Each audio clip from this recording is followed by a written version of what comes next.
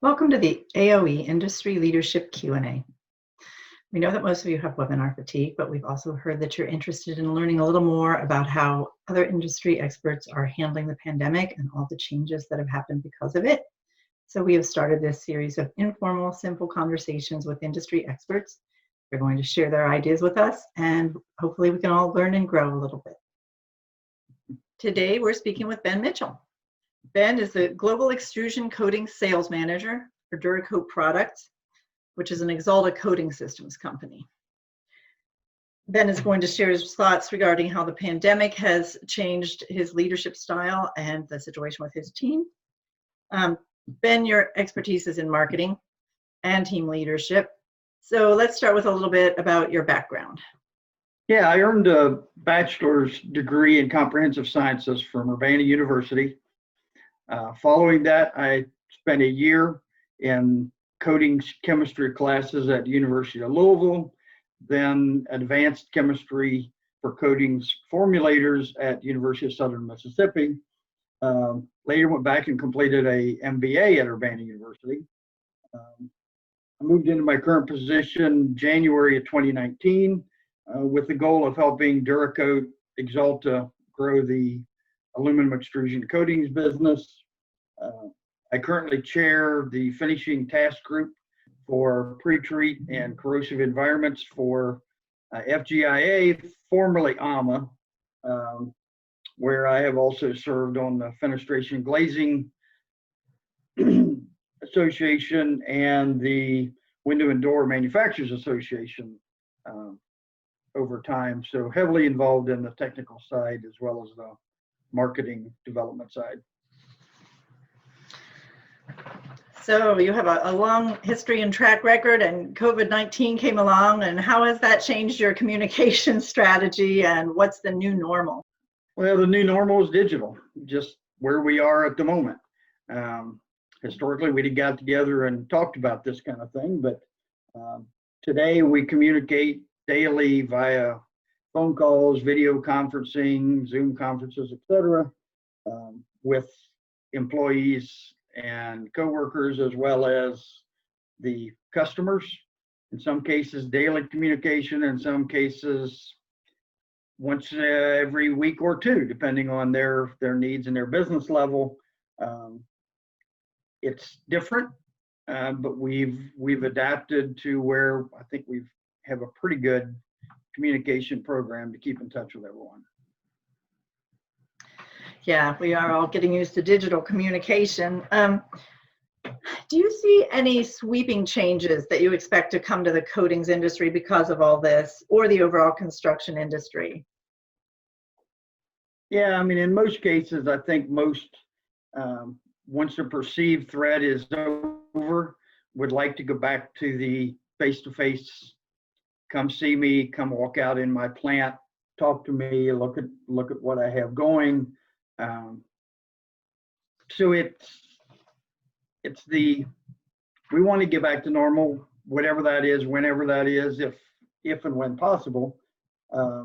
Many of our large developers, fabricators today on the large commercial buildings we're involved in are saying go. As soon as we can work on these, we can be in production, we want to go. Probably one caveat of concern is from the architectural building index to buildings coming out of the ground, that timeline is going to get stretched because what should be getting developed, bid, ready to go today would come out of the ground in a year and a half, give or take. And I think there's going to be a bit of a dip then. The projects that are in process, they're going to get them built as soon as they can. But down the road, there may be a little bit of a dip as we go to what should be getting developed now being delayed. So do you see any silver linings to this whole situation? Well, one silver lining, if you'd call it that, is that the weak or the poorly managed companies may not make it, but the strong, well-managed companies will get better. They will adapt and they will get better. So the business will shift as it always does as you go through downturns, whether it's purely economic or something like this pandemic, but the weak won't survive and the strong will get stronger. That makes sense. So you've always been an industry steward. You had a lot of leadership roles and involvement with training. How have you continued to support industry groups as well as training for team members? Well, I'm still involved. It's just pretty much all virtual now through Zoom or other digital online conferences. At this moment, the first actual in-person conference, which is in November, FabTech is still scheduled. That could change, but as of now, that would be the first in-person. So everything is pretty much online. We've gone to AEC Daily, which has a online continuing education program.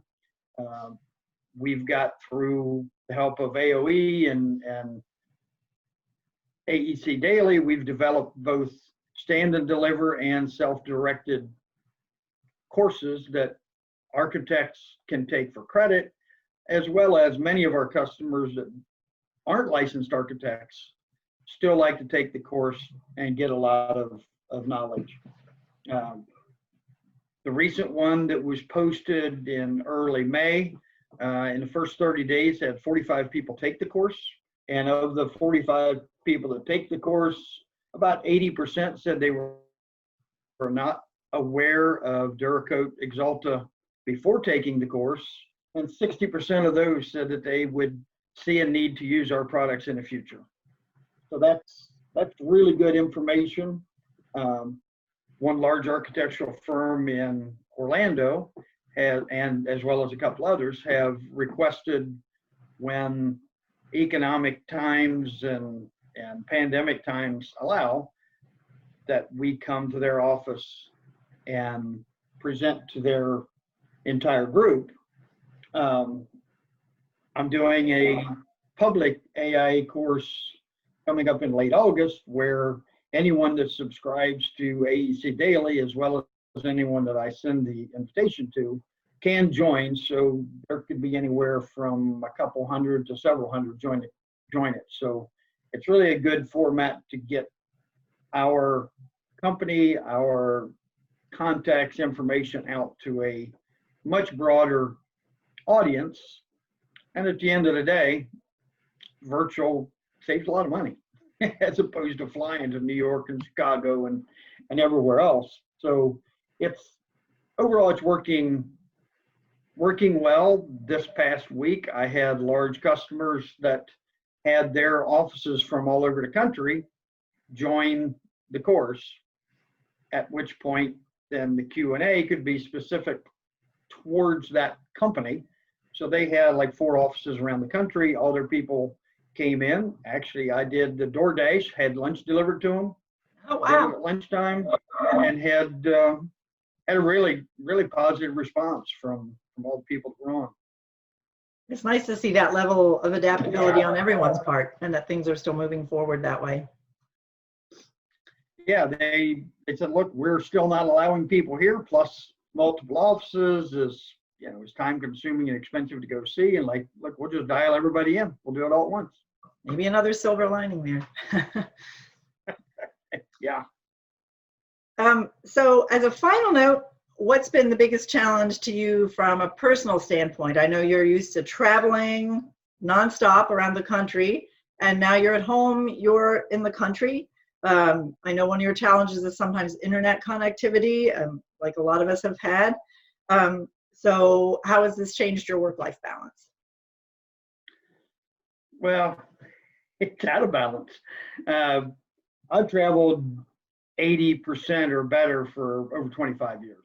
So I'm used to being in hotels and rental cars and airports. Now I am home 95% of the time.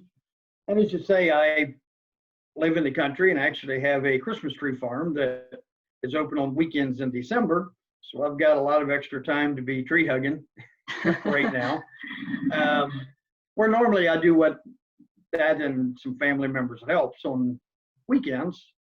Now I'm able to go out 6 o'clock in the evening as it starts to cool off and and do some things. So I'm getting some things done. It's different. We just have to keep focused on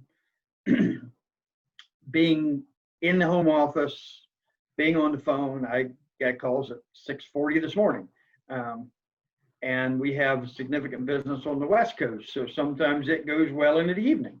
But it's okay. It's being home and having disruptions is still, quite frankly, easier than being on a plane in a rental car. So it's okay. It's just you've got to adapt to it. It's a new normal. A lot of people want to kind of just hold on until we get back to the way it was. I don't know if it'll get back there in any short term. So we're just adapting to what we need to be. One comment that I've made to people is, you look at someone like Kodak. Kodak was offered digital technology and basically didn't think it was going to be viable. They stuck with their film technology, and Kodak's a shadow of what it was years ago. So I say embrace the digital. And if that's the new normal, at least for the short term, we've got to not just survive, but learn how to thrive in the new model. That is an excellent point. Yes, we are all learning that. And I want to thank you for joining me and sharing your perspective. It's very valuable, especially with all of your years of experience and the way you adapted to everything. And we want to thank our listeners today That's too. where the gray hair comes from. And a little more this year, right? All that adaptability doesn't come with no expense, right? Hey, it's gray, but I still have it, so it's good. That's right. Well, you always got to look on the bright side. Yep. Well, and to our listeners, thanks for joining us today too, and we'll sit down with you again soon. And Ben, again, we've really appreciated having you, and I'll say goodbye for now, but hopefully we'll be able to join with you soon and learn more from your expertise. So thanks again. Sounds good. Have a good day. Thank you. Bye-bye. You too. Bye.